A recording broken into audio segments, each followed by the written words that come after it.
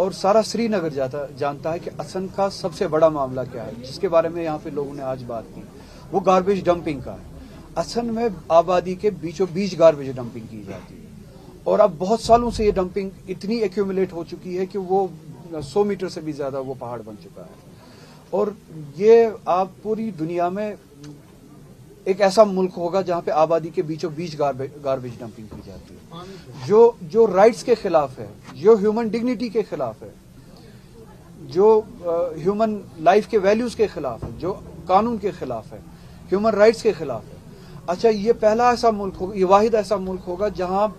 ایک water body کے بیچوں بیچ dumping کی جاتی ہے، گاربیج ڈمپنگ کی جاتی ہے۔ پوری دنیا میں ہم دیکھتے ہیں کہ واٹر باڈیز کو بچانے کی کوشش کی جاتی ہے۔ یہ ایسا پہلا ملک ہوگا، اور یہ ہماری ریاست ایسی ہوگی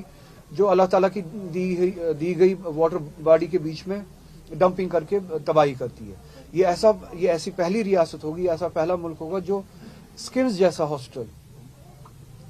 ملٹی اسپیشلٹی ہاسپٹل جو ہے، اس کے سامنے گاربیج ڈمپنگ کرتا ہوگا۔ تو آپ کے ذریعے سے بھی جو یہ ابھی بات ہوئی، میں گورنمنٹ تک، جو ہماری الیکٹڈ گورنمنٹ ہے، ان تک یہ بات پہنچانا چاہوں گا کہ اس بارے میں اسن کے لوگوں کے ساتھ بات کی جائے، انہیں یہ بتایا جائے کہ گورنمنٹ نے ڈمپنگ گاربیج مینجمنٹ کے لیے کیا پلانز بنایا ہے،